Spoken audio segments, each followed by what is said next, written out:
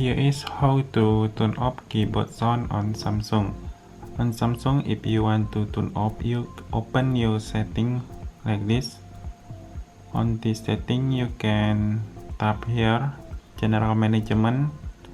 On General Management, you can open your Samsung keyboard setting.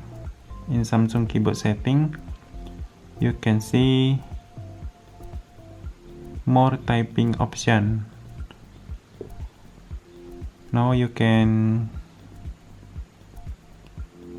this menu, swipe, open this menu, swipe, touch and feedback, and then you can see touch feedback, and then if this button turn on, you can turn off like sound, vibration or character preview.